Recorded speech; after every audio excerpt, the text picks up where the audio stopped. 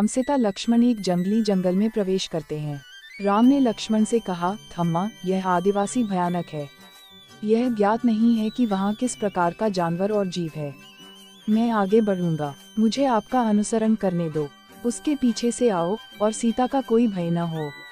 लक्ष्मण ने कहा, चिंता मत करो अन्ना, मैं दिन रात देखूंगा और मैं उसे फल और छोटे पत्ते दूंगा। उसने उस रात को घास के बिस्तर पर लेटे रहने का फैसला किया। राम को नींद नहीं आई। अयोध्या में क्या चल रहा था? पिता बहुत दुखी हैं। भरत आ सकते हैं। हमारी माताओं की पीड़ा को कौन दूर कर सकता है? उन्होंने लक्ष्मण से भी यही बात कही। लक्ष्मण ने कहा, अन्ना, हम पहले ही अयोध्या से दूर हैं। क्या अब हमें अपनी भलाई की चिंता करने से कोई फर्क नहीं पड़ता? हम यहाँ अयोध्या के लिए क्या कर सकते हैं? वफादार बनो। आप दोनों की देखभाल करने के लिए जिम्मेदार हो और विश्वास में आराम करो। उद्धरण चिन्ह। अगले दिन यात्रा जारी रही और प्रज्ञा मैदान के करीब पहुंच गई। किसी को गयामुना संगम के इस मंदिर में एक मठ मिला। भगवान राम भारद्वाज ऋषियों के आश्रम को देखें। आइए आज हम ऋषियों को ढूंढते हैं और यहीं ठहरते हैं। भगवान राम ने अपने परिचित को भारद्वाज ऋषियों को प्रणाम किया। ऋषि राम, हमारे आश्रम में अपना प्रवास समाप्त करो। यहाँ कोई समस्या नहीं है, उन्होंने कहा। मैं उनकी उदारता के लिए हमेशा आभारी हूँ। यह मठ अयोध्या के बहुत करीब है। अगर हम जानते हैं कि हमारे पास क्या है तो क्या अयोध्या के नागरिक नहीं आएंगे? जब वे लगातार आ रहे हैं तो क्या वे अपने मठ की शांति से परेशान नहीं होंगे? इसलिए हम इसे अयोध्या में आश्रम बनाना चाहते थे। यदि आप ऐसे किसी योग्य क्षेत्र के बारे में जानते हैं तो राम से पूछिए। महर्षि भारद्वाज एक पल के लिए तस्वीर से लगभग 10 गज की दूरी पर हैं। उस मुनि के आसपास अनेक ऋषि हैं। आप यहाँ अपने प्रवास का अंत सुंदर गिरी, नदी और जंगल के साथ करेंगे। फल इमली, अच्छे फलों के फूलों से भरा होता है। जंगल हिरण, मोर और जानवरों से समृद्ध है। यहाँ खूबसूरत झरने और ताजे पानी के फव्वारे हैं। आप उस शांत जगह पर रहना। भारद्वाज के आश्रम में रात बिताने के बाद राम सीता लक्ष्मण ने अपनी यात्रा फिर से शुरू की। वे लकड़ी के बेड़ा से यमुना नदी को पार कर नदी के दक्षिणी किनारे पर पहुँचे। सीटें नीलम, सुगंधित लामिना की छड़ियों से बनी थीं। एक बड़ा बरगद का पेड़ और उसमें पक्षी जीवन देखकर अच्छा लगा।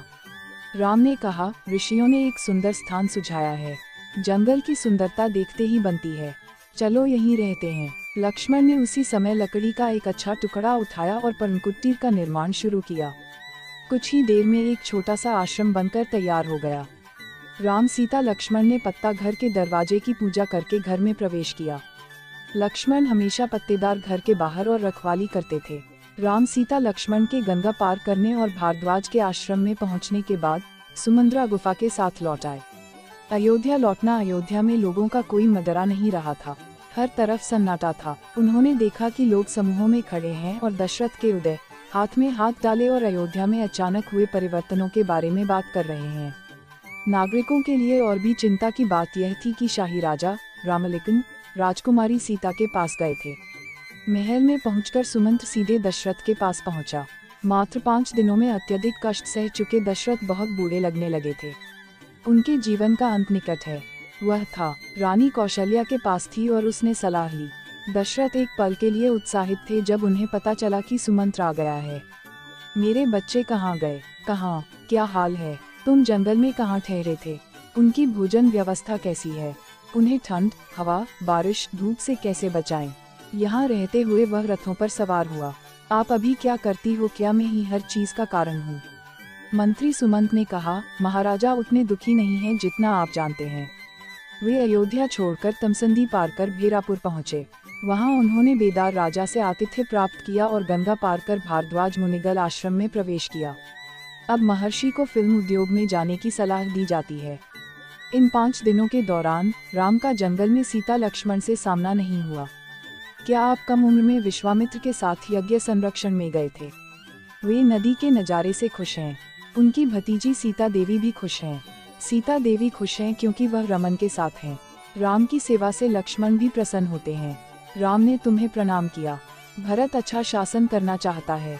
चिंता मत करो। जैसे ही राम ने उन्हें सूचित किया कि वे 14 वर्ष के लिए चले जाएंगे, सुमंत ने दशरथ को सांत्वना दी। सुमंत की बातें सुनकर दशरथ और कौशल्या बहुत दुखी हुए। दशरथ ने राम के गुणों को याद किया। यह मेरे कारण था कि राम सीता लक्ष्मण वनवास में थे। वह फिर से बेहोश हो गया था। जागने के बाद भी राम ने अपने पुत्र को राम के रूप में याद किया। कौशल्या के बारे में मुझे नहीं लगता कि मैं बहुत लंबा रहता हूँ। यह निश्चित है कि मैं पुत्रत्व में अंत देखूंगा। जब श्री राम ने मुझे छोड़ा तो उन्होंने कहा, मैं मृत्यु के निकट हूँ। कौशल्या ने कहा, महाराज इतनी बुरी बात मत खेलो। भगवान राम 14 वर्षों से अधर में हैं और वापस आ जाते हैं। आप शांत होने की कोशिश करें। दशरथ ने कहा, कौशल्या, यह निश्चित है कि मेरा पुत्र मर जाता है क्योंकि वह मुझसे दूर है। एक बात है जो आप नहीं जानते, ऐसा आज तक किसी ने नहीं कहा। आज समय आ गया है, मैं आपको वह बताऊंगा। उद्धरण चिन्ह। कौशल, मैं बहुत छोटा था, मेरी शादी नहीं, शिकार करना मेरा पसंदीदा शौक था। एक रात सुबह मैं शिकार करने निकला था। मैं सरयू नदी के आसपास शिकार के जानवरों की प्रतीक्षा कर रहा था। इसी बीच नदी से गुर्राने की आवाज सुनाई दी।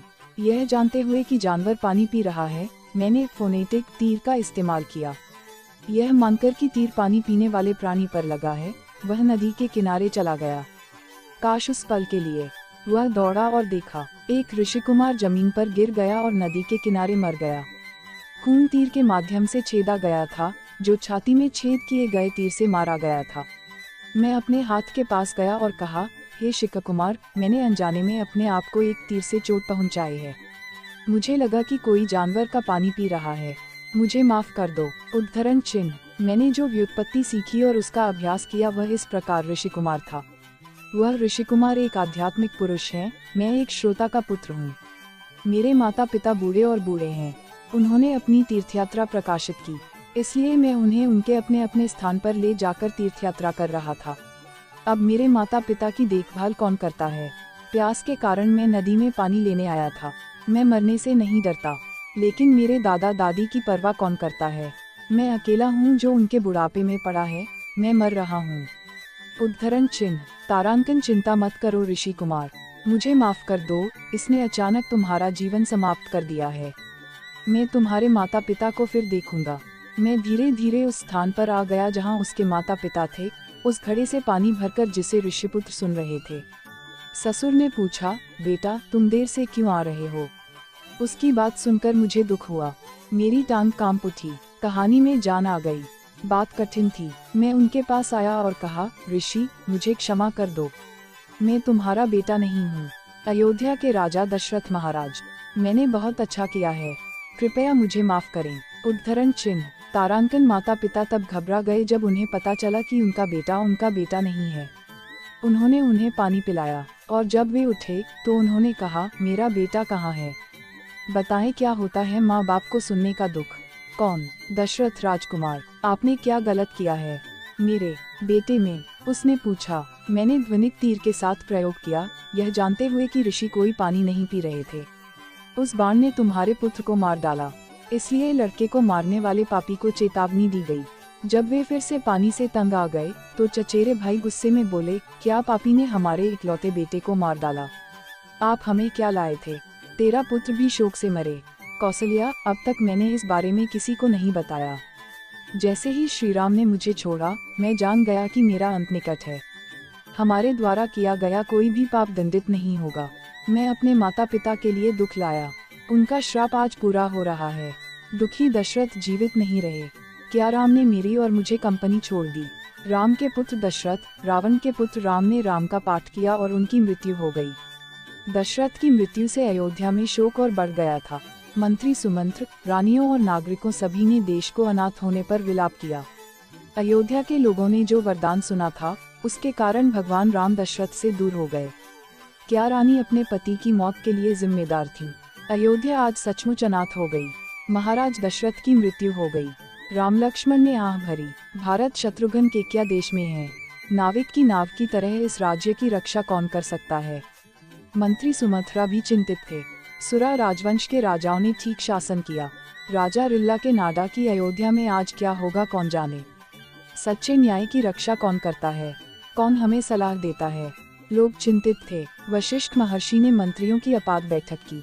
वशिष्ठों, ब्राह्मणवादियों के जन्म के लिए मृत्यु निश्चित थी और दशरथ महाराज की समय से पहले मृत्यु हो गई। यह दुर्भाग्यपूर्ण है कि आज उनकी 4 संतानों में से कोई भी अयोध्या में नहीं है। लेकिन मरने के बाद बस बैठे हो। महान राजा का अंत समाधि की व्यवस्था होनी चाहिए। महारानी को प्रजा वर्ग को दिलासा देना चाहिए। अगर आप आडवी से राम लक्ष्मण को बुलाना चाहते हैं तो वे नहीं आ सकते। कैकेयशा से भरत शत्रुघ्न को शीघ्र ही बुलाना चाहिए। आइए अगली कविताओं के आने के बाद उनके बारे में सोचें। आइए हम लोगों को पहले केकया देश भेजें और भारत शत्रुघ्नों को बुलाएं। उद्धरण चिन्ह। वशिष्ठों ने सुझाव दिया कि तेल की लाश को जला दिया जाए ताकि दशरथ की लाश को दूषित न किया जाए। 5 राजदूतों को बुलाओ और कहो, अब कैकेयी की भूमि पर जाओ और केकाया के राजा से कहो, मेरा आशीर्वाद और शक्तिशाली शत्रुघ्नों को लाओ। उन्हें और कुछ मत कहो, ये मेरी इच्छा है। उन्हें वरयाचनम, राम के वंदम, दशरथ महाराज की मृत्यु के बारे में मत बताओ। उन्हें जल्द ही यहाँ आने दो। राजदूतों ने केकया देश के लिए प्रस्थान किया। अयोध्या के दूतों ने जल्दी से वशिष्ठों का आशीर्वाद केकया के राजा तक पहुँचाया और कहा कि गुरु वशिष्ठ ने उन्हें भरत शत्रुघ्नों को जल्द ही अयोध्या भेजने के लिए कहा था। राजा केकया ने दूतों का सम्मान करने के लिए भरत को बुलाया। भरत, जिन्होंने ईश्वर के दूत को देखा, क्या हमारे पिता दशरथ महाराज अयोध्या में कुएं थे? मेरी दादी कौशल देवी, सुमित्रा देवी, क्या मेरी माँ कैकेयी सुरक्षित हैं? मेरा भाई क्या कर रहा है? क्या सीता देवी अच्छी हैं? लक्ष्मण कैसे हैं? क्या मंत्री नागरिक कल्याण हैं? उसने पूछा। मुझे कुछ दिनों के लिए बुरे सपने आए हैं। जब राजदूत चुप थे, ऐसा लगता है कि कुछ अनहोनी हो गई है या होने वाली है। बताओ, मेरी अयोध्या में सब ठीक है? क्या यह चोरों का डर नहीं है? कोई अन्याय तो नहीं हो रहा है ना? भरत ने अधीरता से पूछा। अयोध्या में सब कुछ ठीक रहा है। देश समृद्ध है, लेकिन मुझे आप में से बहुत कुछ चाहिए, इसलिए आपको तुरंत अयोध्या आ जाना चाहिए। तो जल्दी से हमारे साथ वहां से निकल जाओ, राजदूत ने भरत को बताया। भरत ने वशिष्ठों की बातें सुनी और वशिष्ठों के गुरु की बात हमेशा मान्य थी। क्या गलत हो सकता है? हालांकि ससुर ने केकया के राजा को सूचित किया कि वह अयोध्या छोड़ देंगे। केकया के महाराजा ने कहा, भारत, गुरु बहुत जल्दी आ गए हैं। कुछ बहुत महत्वपूर्ण होना चाहिए। बाहर जाओ और दशरथ महाराज को अपना नमस्कार बताओ और उन्हें ये उपहार दो। केकया राजन की अश्ववती ने अपने पोते पोतियों को मुझे राम और लक्ष्मण को अपना आशीर्वाद बताने के लिए भेजा। भरत अपनी चिंता का कारण जाने बिना राजदूत के साथ अयोध्या चले गए। भरत ने भगवान से प्रार्थना की कि सभी की भलाई के लिए किसी को परेशानी न हो। 5 दिन की यात्रा के बाद भरत ने अयोध्या नगर में प्रवेश किया। जब उन्होंने अपनी मातृभूमि अयोध्या को दूर से देखा तो रोमांचित हो गए। लोग खूबसूरती से सजाए गए शाही सड़कों से नहीं चल रहे थे। कोई शोर नहीं था और कोई शोर नहीं था, हालांकि घर बनाए गए थे। दरवाजा बंद है, मंदिरों में आवाज नहीं होती, वेद का नारा अनसुना है, दुकानों में कारोबार नहीं हो रहा था। भरत को सीधे महल में बुलाया गया और राजनयिकों ने भरत को गुरु की सूचना दी। भरत ने माता का अभिवादन किया और कहा, अम्मा, अयोध्या में यह सन्नाटा क्यों है? कोई उत्साह नहीं, हर तरफ उदासी की निशानी है, हर जगह गंभीर सन्नाटा है। महाराजा दशरथ नेल, नन्नाना राम ने ली, कहाँ है भाभी सीता? कोई क्यों नहीं देखता? उसने अधीरता से पूछा। बेटा, तुम्हारे दशरथम राज स्वर्ग में चले गए हैं। इसे लेकर मातम का माहौल है। अजन्मे के लिए मृत्यु निश्चित नहीं है, लेकिन तुम्हारा पिता, जिसने बहुत बलिदान किया है और एक संत है, स्वर्ग में आनंदित है। महल के लोगों ने उन्हें जादू टोना करके सांत्वना देने की कोशिश की। भरत बहुत दुखी हैं। क्या इतनी जल्दी हमारे पिता की जान चली गई है? ऐसा लग रहा है कि महल से वाशी ने तलवार ली और कैकेयी को मारने के लिए आगे बढ़ा। क्या गुरु वाशी के लिए भरत को शांत करना और भरत, राजकुमार और उसकी क्रोधित माँ को मारना ठीक है? अभी आपके पास करने के लिए कविता है, इस तरह चार्ज मत करो। भरत कहते हैं, गुरुदेव, क्या मेरे लिए मेरे बड़े भाई के बजाय सिंहासन लेना ठीक है? मैं वह हूँ जिसे बड़े भाई की सलाह के रूप में कविता करने की जरूरत है। क्या नागरिकों के हित में प्रशासन की जिम्मेदारी देखना अन्ना राम का काम नहीं है? माँ के बारे में उन्होंने कहा, अयोध्या में यह साफ तौर पर अन्याय है। बाप, राम तुम्हारी आज्ञा से घटिया शायरी करते हुए उनके घर चले गए। उन्होंने धर्म के रूप में पितृत्व की प्रथा को अपनाया, लेकिन क्या लक्ष्मण सीता उनके साथ आडवा के पास नहीं गए थे? तब तुम उदास नहीं हो। उन्होंने क्या गलत किया? क्या सीता देवी राम की पत्नी बनकर अयोध्या नहीं आई थी? जब वे अयोध्या छोड़कर वन में गए तो क्या आपको भी कष्ट नहीं हुआ? आपने उन्हें रोका क्यों नहीं? तुम्हारा दिल पत्थर का है। नानी पत्थर दिल है तो बच्चों का क्या हाल है? हमारे 4 बच्चे हैं, सभी माताएं समान रूप से। तुम्हारे बेटों को क्या हुआ? आपका दिमाग सबसे कठिन है। आप वह नहीं है जो किसी का भला चाहता है। अगर आप में अच्छाई है, राम वनवासी कब है? क्या मेरा परिवार समय से पहले मर गया? तुम्हारे कारण ही राम जन्नतवासी बने। माताएं विधवा हो गईं, अयोध्या अनाथ हो गई। क्या कौशल्या भरत को नहीं जानती हैं? दुनिया जानती है कि आप किसका नाम है। मेरे पिता की अकाल मृत्यु नहीं हुई थी। मुझे अब पता चला कि उसकी मृत्यु क्यों हुई। मेरे पिता को अकेले ही मरना पड़ा। तुम्हारे पापों के कारण मेरे पिता का कोमल हृदय टूट गया था। अयोध्या नंदवन की तरह थी, आज शमशान बन गया। हे पिता, क्या तू मेरी सुनता है और मुझे पवित्र करता है? क्या मैं इसे स्वीकार करूंगा? ठीक से सुनो, अपने भ्रम से बाहर आओ। मुझे रमानी का राज्य नहीं चाहिए। मैं जंगली जा रहा हूँ। मैं भी माता कौशल्या सुमित्रे को लेकर वन में हूँ। सभी नागरिक मेरे साथ आएंगे। यह इस महल में है कि कब्रिस्तान है कि आप एक राक्षस की तरह शासन करते हैं? मैं यहाँ एक और पल के लिए नहीं रहूंगा।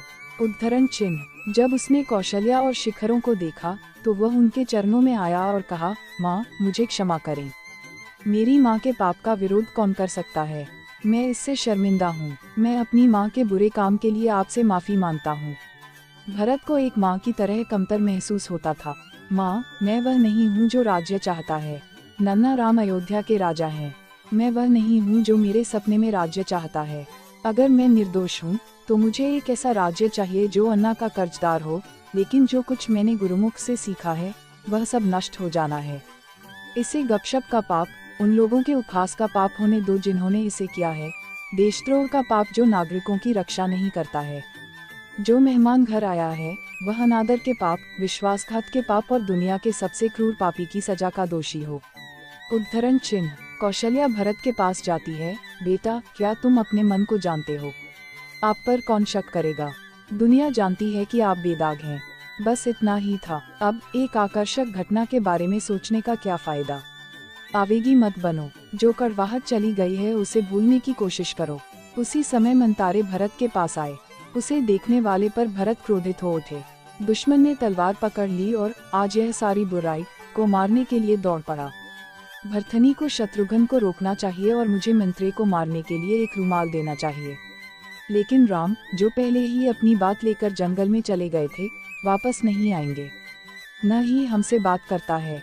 जो कुछ उन्होंने किया है उसके लिए यहोवा उन्हें दंड दे। वशिष्ठों ने भरत शत्रुघ्न द्वारा 10 अनुष्ठान किए। बहुत सारे शारीरिक कर्म थे और हर बेटा श्री राम की सीट पर था, उन्हें भूराम की याद दिला रहा था। भरत शत्रुघ्न के बच्चों को बदनाम करने से कौशल्या को क्या फायदा? राम सीतालक्ष्य के साथ वनवास में चले गए महाराजा दशरथ नहीं रहे। सर्वाधिकार सुरक्षित। अब शांति से रहना जरूरी है। चिंता मत करो, उसने कहा। 14 दिन बाद उन्होंने एक बैठक की। जैसा कि वशिष्ठ महर्षियों ने कहा, राजा की इच्छा है और आप 14 साल के लिए अयोध्या वापस आएं और स्वर्ग के राजा बने। दशकों की जरूरत है। भरत, जो तुरंत उठ खड़े हुए, पहले से ही एक सिंह थे। उस समय गुरु वशिष्ठ, भारत, मैं आपके हृदय में आग की तरह दुख को समझता हूँ। लेकिन तुम्हारे पिता की मृत्यु हो गई है। उनका अंतिम संस्कार जाने वाली पहली कार है।